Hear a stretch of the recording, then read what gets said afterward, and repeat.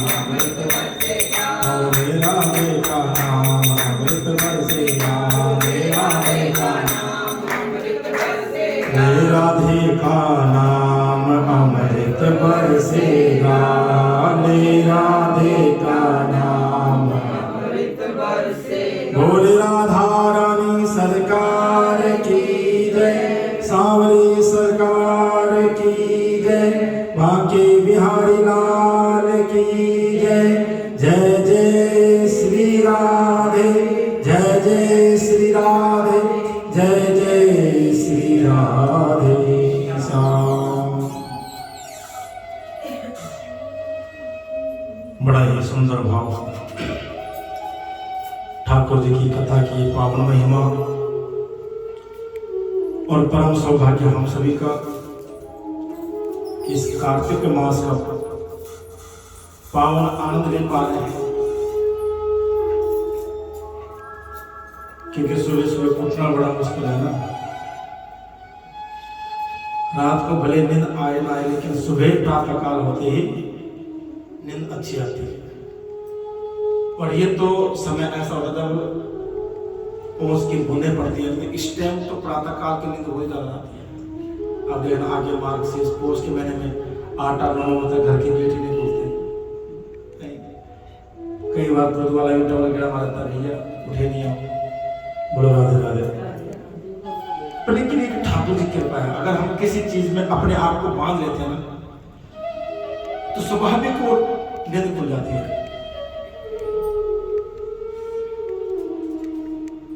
अपना बिना अलार्म के आपकी नींद अपना बोलेगी मैं जाना है, और वो आप टाइम से अपना खड़े हो जाओगे भैया। ऐसे ही संत वैष्णव लोग भी, उनका नियम पक्का है। अब हम लोगों के मन में क्या होता है, आज चल छुट्टी है, अगर आराम सोएंगे, लेकिन नहीं। अगर दिनचर्या अपना पक्का बना लीजिए तो टाइम से नींद खुलेगी, टाइम से आप सोओगे भी, नींद भी आएगी। ये पक्की बात है। जहां हम टाइम में गड़बड़ कर देते हैं, आप आराम सोएंगे जी, सुबह आराम से उठना है, वही हमारा दिनचर्या फिर कि खाने का टाइम बदल गया, सोने का टाइम बदल गया, और एक दिन की वजह से सारा हफ्ते का शेड्यूल खराब हो गया, और वहीं से फिर हमारा पेट खराब रहता है। अगर आप टाइम टेबल से खा रहे हो, सो रहे हो, उठ रहे हो, तो सब कुछ बेच होता है। तो ठाकुर जी ये प्रार्थना कि हमें को शक्ति दें, क्योंकि ये एक दिन का नहीं है, एक महीने का है। शक्ति दें, बल दें, और ठाकुर की पूर्ण कृपा इसी तरह बनी रहेगी। तो आइए कथा की ओर चले। कल हम लोगों ने कार्तिक महात्म्य के बारे में जाना, कार्तिक व्रत कैसे करना है उसके बारे में नियम बताए थे। आज भी कुछ नियम बताए हैं कि भगवान की पूजा अर्चना कैसे करनी चाहिए, स्नान कैसे करना चाहिए। स्नान तो सभी करते हैं, लेकिन उसकी विधि क्या है, जो व्रत धारक बंदा है उसके लिए क्या नियम है। तो आज नारद जी कहते हैं, राजन कि नाड़ी दया वशिष्ठायाम रात्रा गच्छि जलाशयम् तिलदर्भ्याक्षते पुष्पे गागे सहित शुचि। हे राजन, कहा कि जब रात्रि 2 घड़ी बाकी रह जाए, प्रातःकाल जब सूर्य उदय होने के लिए कुछ समय बाकी रह जाए, जिसे हम अमृत वेला कहते हैं, जैसे 4 बजे के आसपास, तो क्या करें। कहा कि हाथ में तिल, कुशा और अक्षत, चंदन आदि लेकर के जहां पर जलाशय हो वहां जाए, तालाब हो, और कहा कि मनुष्य चरित और प्राकृत नदी में अथवा संगम में स्नान करें।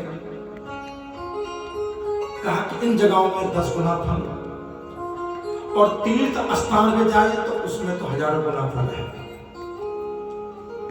और भगवान विष्णु का मन में स्मरण करके संकल्प करें, फिर तीर्थ आदियों का ध्यान करें। अब देखो, हरिद्वार हम सभी लोग जाते हैं, कोई लोग जाते हैं सीधा कपड़े निकाले और घुस गए जल के अंदर। ऐसा नहीं, तीर्थ स्नान में बड़े सावधानी से करना चाहिए। सबसे पहले अपना सामान चेक करके वहां पर चौबड़ी मार के घाट के किनारे पर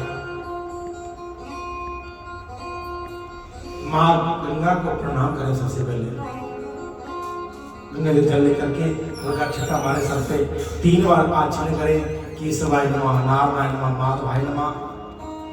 भगवान के अनेक नाम हैं, ये ध्यान रखना।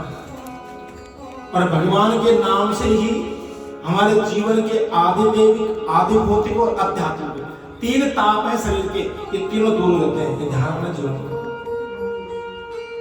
हम लोग जब पूजा करवाते हैं ना, आप लोगों से क्या करते हैं, पैसे से पहले शरीर शुद्धि करते हैं। पवित्रा पवित्रो वा सर्वावस्थां गतो पिवा। ये अपवित्र है, इन्हें पवित्र करते हैं सबसे पहले, और फिर उसके बाद 3 बार आचमन करवाते हैं। केशवाय नमः, नारायणाय नमः, माधवाय नमः, किसी भी भगवान के किसी भी नाम से, नहीं तो ओम नमः भगवते वासुदेवाय आता है, उसी से आचमन कर लीजिए, क्योंकि भगवान का हर नाम कल्याणकारी है। कैसे है? केशवं क्लेशनाशाय दुःखनाशाय माधवम् श्री हरि पापनाशाय गोविंदम मोक्षदायकम्। केशवं क्लेशनाशाय, केशव शब्द जपने से जीवन के क्लेश दूर होते हैं। ये ध्यान रखना। घर में कभी देवना जिठाने झगड़ा हो रहा हो, परिवार में क्लेश पड़ा हुआ हो, तो हे केशव हे केशव हे केशव हे केशव जपना शुरू कर दीजिए नित्य प्रति। हे केशव हे केशव हे केशव हे केशव हे केशव। उठते गाते सोते खाते पीते जब भी आपको समझ, धीरे धीरे धीरे धीरे घर का क्लेश कम हो जाएगा। प्रमाण दे रहे ठाकुर जी, केशवम क्लेशनाशाय और दुःखनाशाय माधवम। किसी को दुख है, कोई पीड़ा है, कोई बीमार है, हे माधव हे माधव हे माधव हे माधव। कभी देखो ना भगवान के नाम में कितना आनंद है, वैसे सुकून कितना है। हे माधव हे माधव, इस भाव से श्री हरि पापनाशाय। और कोई पाप हमसे हो जाए, कोई गलती हो जाए, कोई भूल चूक हो जाए, तो श्री हरि श्री हरि श्री हरि श्री हरि स्मरण करते रहेंगे, तो आपका प्रायश्चित वही हो जाएगा। और गोविंदम मोक्षदायकम्। कहा कि जब अंतिम क्षण आए जीवन का, शरीर को बहुत कष्ट हो रहा है, मृत्यु नहीं आ रही है, हे गोविंद हे गोविंद हे गोविंद हे गोविंद। क्योंकि गजराज ने भी भगवान गोविंद को पुकारा था। हे गोविंद हे गोपाल अब तो जीवन हे गोविंद हे गोपाल अब तो जीवन। बड़े सुंदर भाव से भगवान गोविंद को पुकारा था। तो किसी ने कहा गोविंद शब्द मोक्ष देने वाला शब्द है। भगवान के हजारों नाम है, जो आपको प्रिय लगता है उसी नाम से कहा कि आचमन करें। उसके बाद फिर जल उठाए, ये आप लोग देवदारों में ये स्नान की विधि भी है। उसके बाद उसी जल से उठाए हाथ अंजलि में जल और अर्घ्य प्रदान करें भगवान को। भगवान कमलनाथ भगवान विष्णु को अर्घ्य प्रदान करेंगे और फिर उसके बाद उस जल को नमस्कार करके प्रणाम करेंगे। नमा कमल नाभायाम नमस्ते जगसायिनी नमस्ते सुहरिकेश क्रियाणम अर्घ नमोस्तुते। हे माधव हे केशव हे भगवान विष्णु, मैं आपको ये अर्घ्य प्रदान कर रहा हूं, इससे स्वीकार कीजिए कि वैकुंठे च प्रयागे च तथा बद्रिकाश्रमे यतो विष्णु चक्रमे त्रेदानदीपदम्। और यही प्रार्थना करें कि वैकुंठ में, प्रयाग में और बद्रिका आश्रम में, इन 3 जगह भगवान के पद हैं। इन जगहों में भगवान विष्णु की पूजा का विशेष फल है। कहा कि इसमें हे मुनि हे नारायण, ये तीनों लोगों में वास करने वाले प्रभु, मेरी रक्षा करना। मैं आपको साष्टांग प्रणाम करता हूं। और हे देवेश हे दामोदर मैं तुम्हारी प्रसन्नता के लिए, किसकी प्रसन्नता के लिए? भगवान की। हम जो भी कर्म करते हैं भगवान की प्रसन्नता के लिए करते हैं। अब एक चीज बताइए, कहा कि जो स्त्री श्रृंगार करती है किसके लिए करती है? बताओ सच में, सच बोलना, झूठ मत बोलना। बोलो राधे राधे। तो रोज क्यों नहीं करते हो? इस शादी ब्याह के लिए क्यों करते हो? रूटीन में करे तो पता लगे हमें पति के लिए बोला है।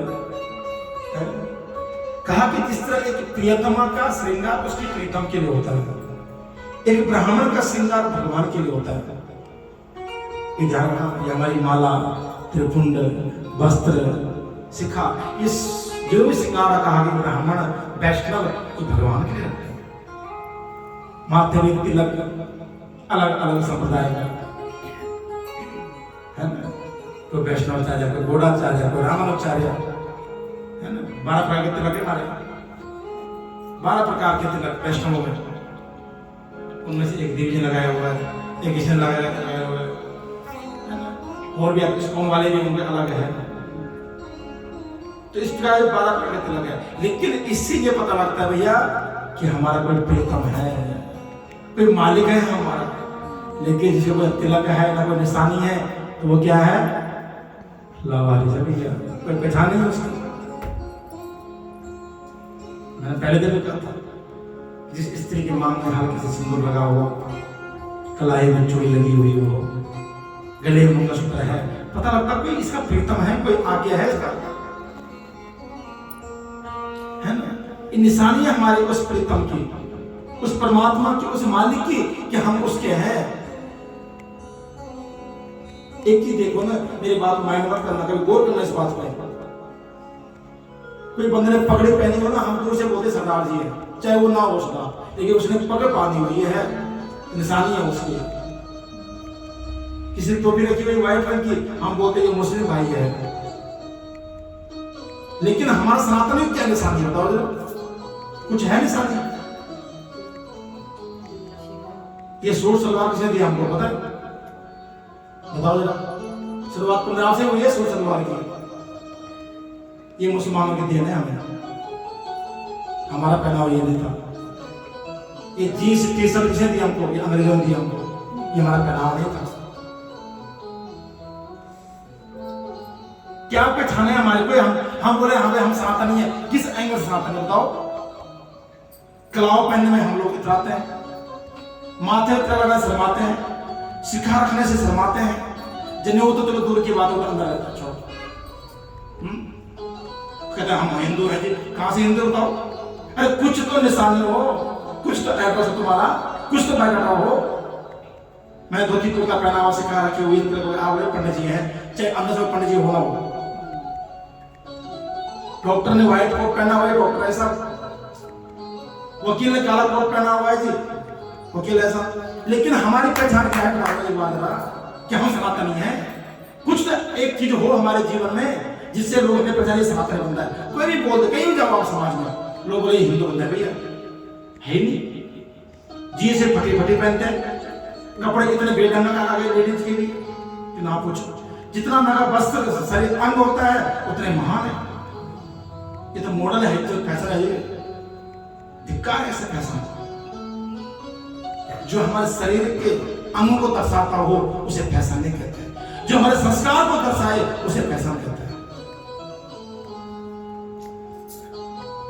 जो हमारे संस्कृति को, कल्चर को दर्शाए वो चीज करो।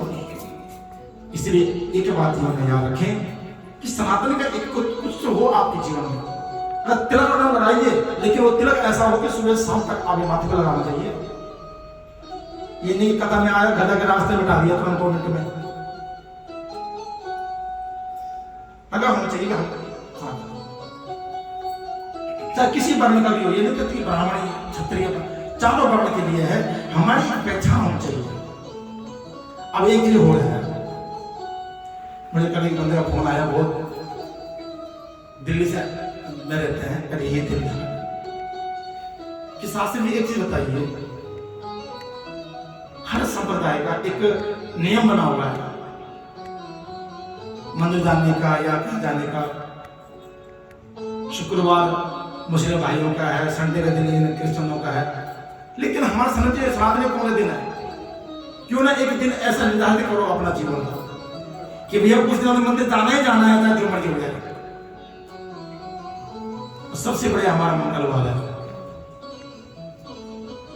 मंगलवार तेरा है, शनिवार तेरा है, बजरंगी संभालो ये परिवार तेरा है, बजरंगी संभालो ये परिवार तेरा।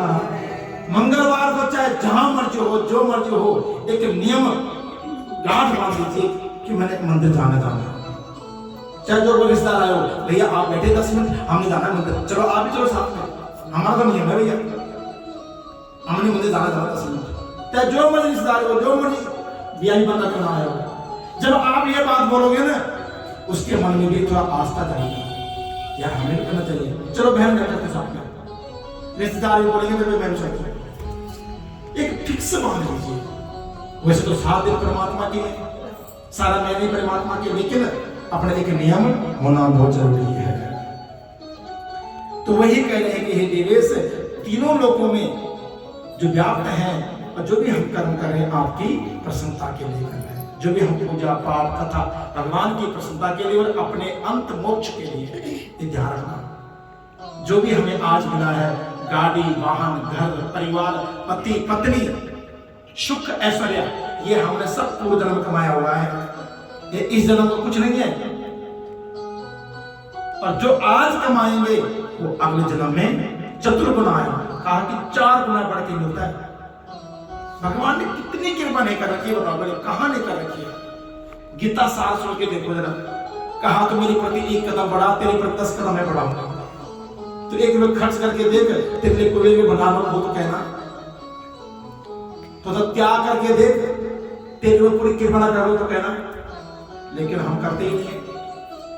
आरती में रोज बोलते हैं, हमने तो ये लाइन काट रखी है, तन मन धन सब कुछ है तेरा। मंदिर में मैंने कई बार बोला ये लाइन नहीं बोलनी है, अगर बोलते हो तो करो। कभी आता झाड़ो कभी मारने को मंदिर में, वो बोल तन मन धन तेरा, कहां तन लगाया तुमने?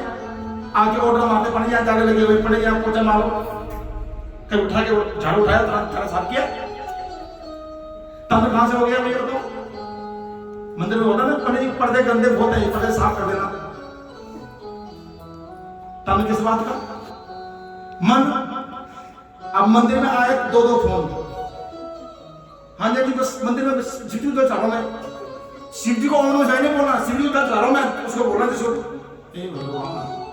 कई लोगों को टोका मैं मंदिर में, तो जब आते हो फोन गाड़ी में रखो और 2 मिनट पता टेक लीजिए। और धन तो भाई साहब पंडित जी ने बोल दिया ना कि भाई ठाकुर जी की पोशाक बनने 1100 रुपए दे, तो बंदा 11 नहीं 22 का सोचता है। अच्छा पंडित जी ड्रेस कौन सी बनेगी, अच्छा कलर कौन सा लाओगे, अरे कहां से लाओगे, अरे भैया तुमने दिया ना, दे। अरे बोलो राधे राधे। मतलब इतना। अभी एक चीज सोचने वाला, जन्मदिन हर लगभग सबका आता है, मैं सबको एक चीज बोलता हूँ, कुंडली देखता हूँ सबकी, मैं ज्यादा बहम नहीं डालता किसी को। आप देखो मुझे 10 साल हो गया, जो चीज है वो बोलने बाद कोई बहम वाली बात नहीं।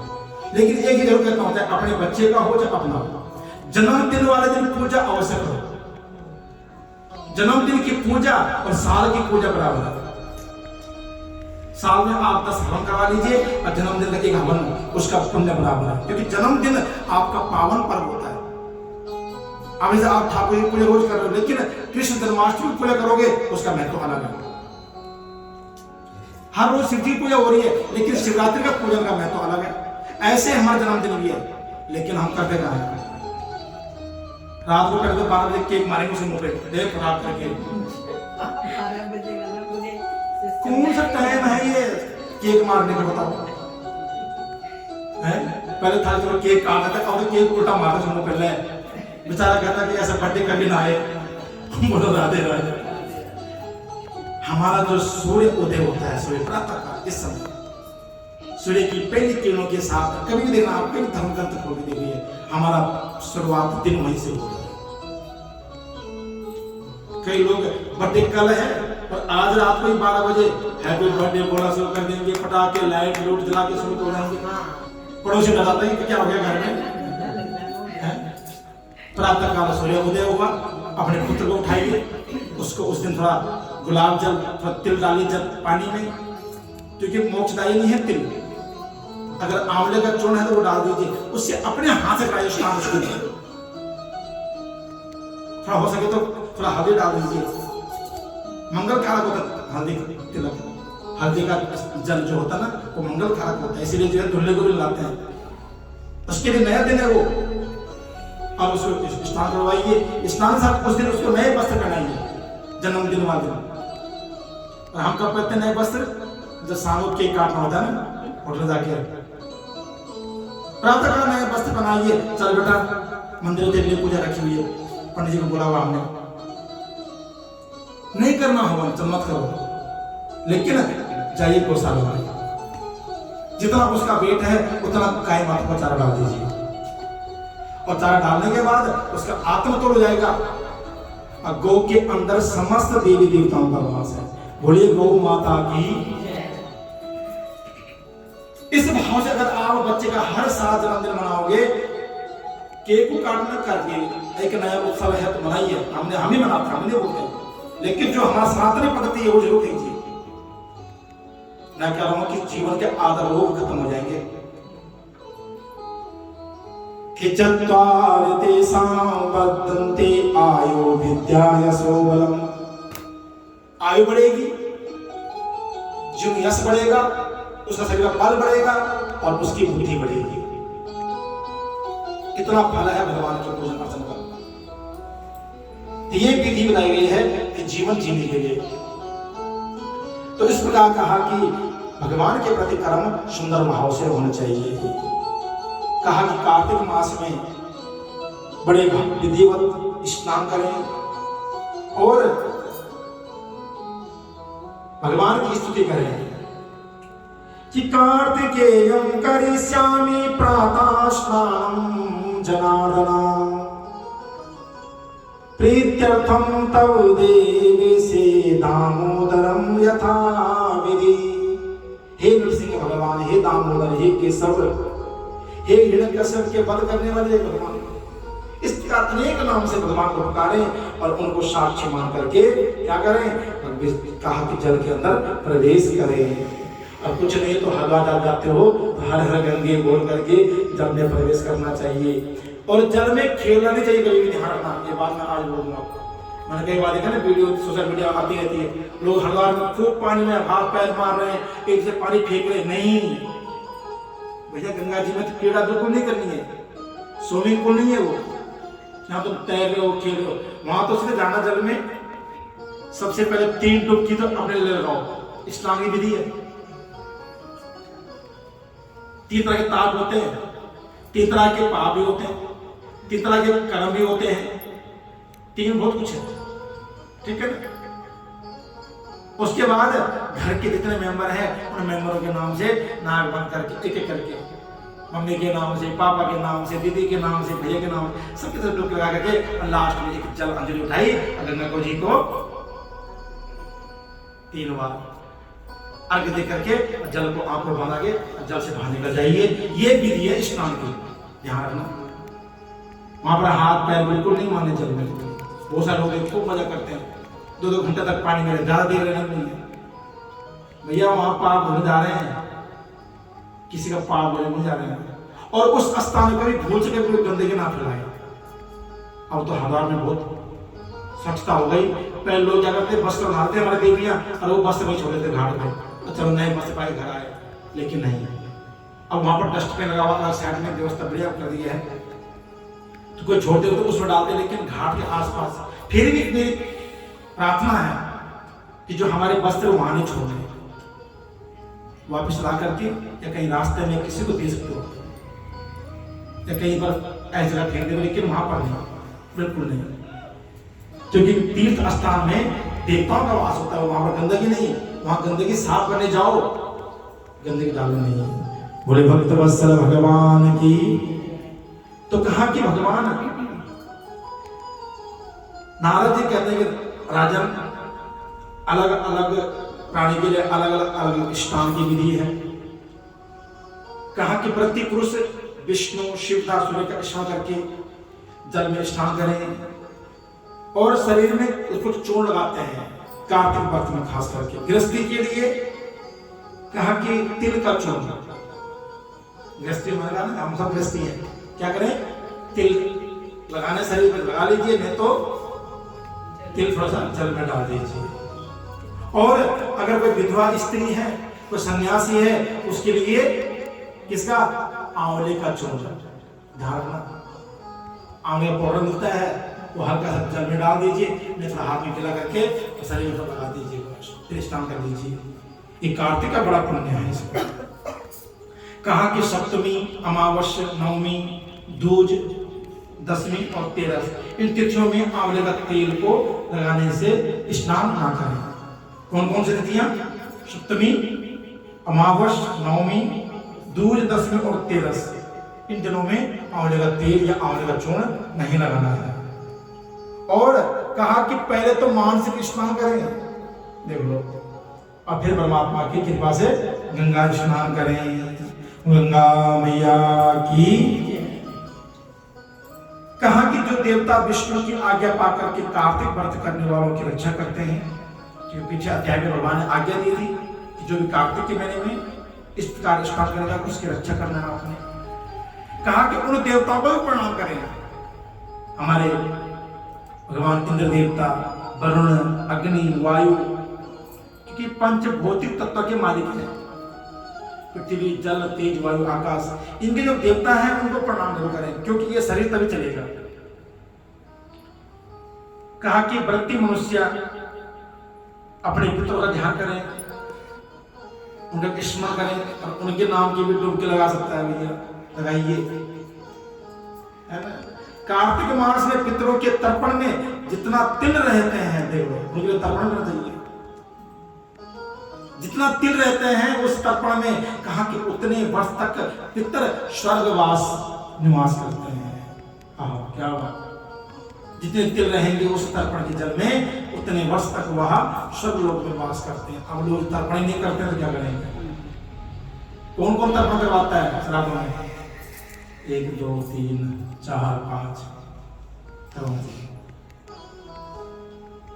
भोजन देना जरूरी नहीं है, ये ध्यान में बात। ये नहीं साथ बुजुर्ग पूरी खाने से बोलिए सब खाने तो सिर्फ पड़ी पूरी सुखा दे दीजिए, कोई टेंशन नहीं है, लेकिन उनके लिए तर्पण होना बहुत जरूरी है। माता बहन एक बात ध्यान रखना, मैं हर बार इससे जोर डालता हूँ कि श्राद्धों में सबसे पहले तो पंडित जी को बुलाइए, श्रद्धा के साथ उनके पहले पैर धोइए। ब्राह्मण के साथ पुण्य पैरों में ही है, वो कहाँ है वो नहीं बताऊंगा, बोलो राधे राधे, ठीक है ना। कहा कि ब्राह्मण के पैर धुलाइए, जहां ब्राह्मण के पद के जल अगर घर के डेरे में गिर गया ना, कहा कि वो घर तीर्थ हो जाता है। लेकिन ब्राह्मण कैसा हो, गाय चराने वाला ना हो, तो वहां करने वाला ये नहीं जाति का ब्राह्मण नहीं, जो कर्म से ब्राह्मण है ना, जो ब्रह्मनिष्ठ हो, वेद पाठी हो, संध्या वंदन करने वाला, उसको बुलाइए, उसके पैर धुलाइए और उनको सुंदर आसन दीजिए। आप कहीं घर जाते हैं, पड़े सोफे बैठोगे, मैं कहा जहां में बैठा लो, अच्छा डाइनिंग टेबल पर बैठ जाओ, ठीक है जी, खाने के चाहिए। लेकिन नहीं, पितृ भोजन जो है भूमि पर आसन लगा के बैठिए, पितृ भोजन खास करके, और दिमाग को दिक्कत नहीं है, लेकिन पितृ भोजन जो है नीचे आसन लगाइए और आसन बिठा करके उनके हाथ धुलाइए। फिर हाथ मत धुलाने घर के अंदर, ये ध्यान रखना, पैर बाहर धुलाइए मुख्य द्वार पर ही, लेकिन हाथ अंदर धुलाइए पात्र में सम्मान के साथ, और उनके हाथ धुला करके फिर उनको तिलक अक्षत लगा करके। अब पंडित जी सामग्री बताइए, तर्पण क्या क्या है। ब्राह्मण के द्वारा तर्पण करवाइए, 15-20 मिनट लगते ज्यादा। तर्पण कराने के बाद उसे 5 पूरी निकलती, लेकिन 3 पूरी तो मुख्य रूप से है, कौवे के लिए, कुत्ते के लिए और गाय के लिए। एक होता है चींटियों के लिए, एक होती है अग्नि के लिए। वो निकाल करके फिर पंडित जी को पूछे, पंडित जी क्या खाएंगे आप, कितना खाएंगे, उतना अपने इच्छा अनुसार। ये नहीं कि नहीं पंडित जी अभी तो एक ही पूरी हुई है। सबसे औखा वो लगता है जब ब्राह्मण भोजन कर रहा है और जजमान सर पे खड़ा हो रहा है, तो वो रोटी ना अलग आती ना बाहर आती है। मैं तो बड़ा वो मजा आता है नहीं, इसी वजह से घर में खाने के लिए बहुत मुश्किल होती है मुझे। जजमान जी को थोड़ा बिजी कर दो, जाओ जी आप ये सामान है बाहर से थोड़ा तो जाओ, तो दो पूरी ठाम अंदर हो जाती है। होता है ना, थोड़ा अनकंफर्टेबल लगता है। पता सब खड़े पंजाबी तो आपने की पूरी खाई, पंजाबी छोले रहते ना लगे तो पंजाबी आल रहता है।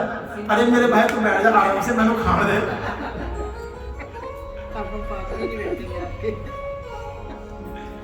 हमारी बेटी एक बार किसी घर भोजन करने गई थी, था पूर्णमासी थी, क्या था बहुत पहले की शादी के दिन में। पहले सुन लीजिए कथा, बाद में सुनाना। बोलो राधे राधे। शादी के टाइम के बाद किसने बुलाया था, कोई जजमान थे प्रेमी थे, पढ़िए आप घर में आना है। शादी हो गई थी उस टाइम पे, तब 5 शादी हुए थे। वो बंदा वहीं खड़ा हो गया, उनके दोनों पति पत्नी, पढ़िए खाइए ना, आप पहली बार आए शादी के बाद कहते भोजन करने पर, ठीक है। हमारे देश तरफ से कहानी पकड़ कि मैं किसी घर भोजन करने जाऊंगा, चाहे चौंगट हो जाए, चाहे कोई कितना प्रेमी क्यों ना हो, कोई घर में लाएगा हम खा लेंगे, तो लेकिन नहीं जाएंगे, ठीक है ना। वो एक अलग भाव है। लेकिन जैसे कह रहे हैं कि नीचे बैठ गए वो सर पे खड़े होकर खाना है ना, वो थोड़ा नहीं बनता, अच्छा बहुत मुश्किल होती है। अब मोनिका बहन से कितने बार वादा कर दे कि आएंगे भोजन करने, तक नहीं गए। कई बार बोलते आएंगे, साथों साथ कह रहे हैं कि आओ घर पे भोजन करने।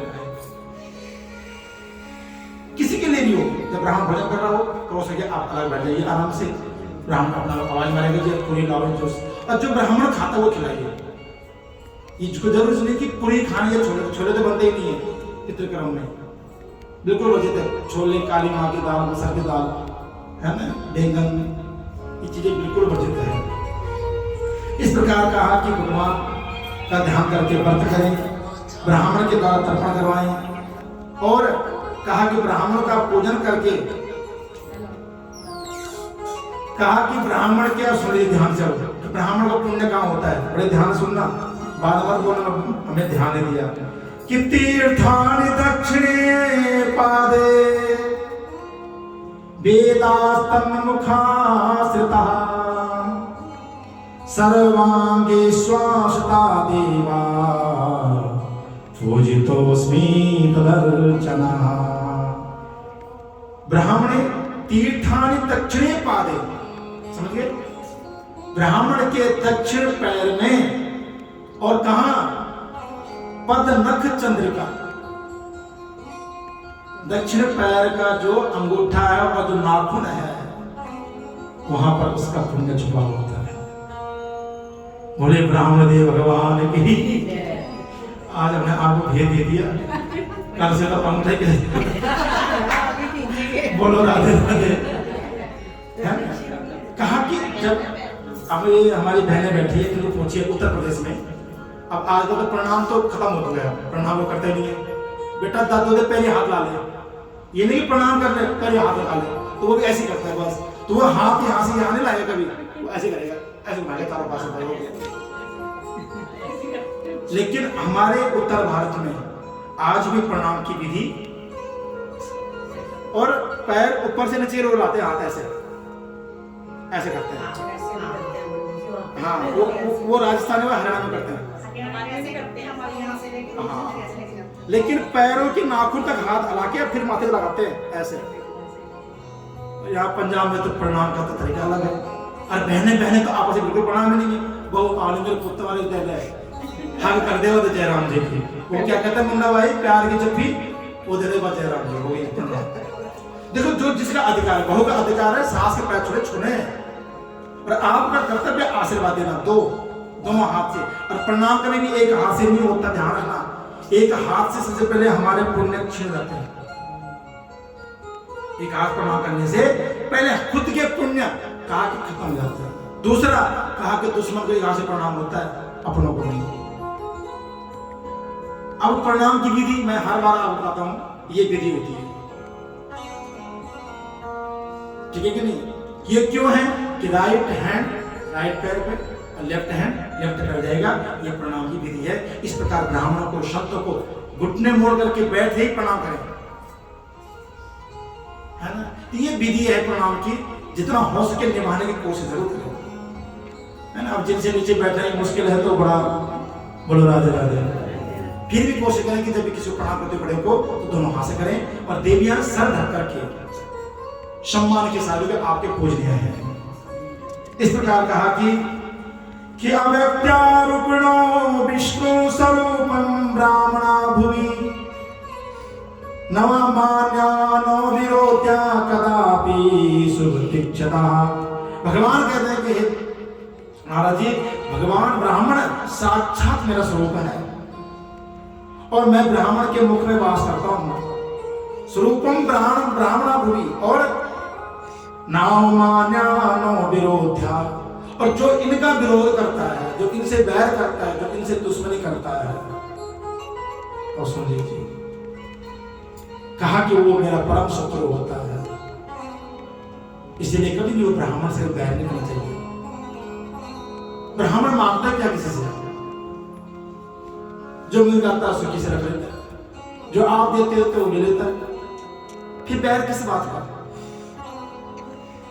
ज्यादा आपसे 1100 2100 मांग लेगा, 5100 मांग लेगा, जीवन में पूंजी तो नहीं मांगता है। लेकिन कभी भी हो किसी प्रकार से ब्राह्मण से द्वेष न करें। सभी ब्राह्मण पूजनीय हैं, कोई छोटा कोई बड़ा नहीं है ना। हमारा प्रेम किससे वो अलग चीज है, लेकिन ब्राह्मण हर पूजनीय है। खास करके जो कर्मनिष्ठ ब्राह्मण है उनसे तो ध्यान से रहे कि जितना हो सके उनका प्यार मिले, उनका आशीर्वाद मिले, कभी किसी ब्राह्मण का दिल ना दुखाए। अगर ये कथा आज यहाँ पर हो रही है तो कह रहे ब्राह्मण दिल दुखा हुआ है, नहीं तो क्या कमी थी? सब कुछ पर्याप्त था, सब आनंद था, ठाकुर की पूरी कृपा थी सभी पर। मंदिर में आगे बढ़ रहा था, सब हो रहा था। लेकिन जब कहा कि आंखें तो कई बार होती है, लेकिन जब आत्मा रोती है ना तो पृथ्वी कहां जाती है?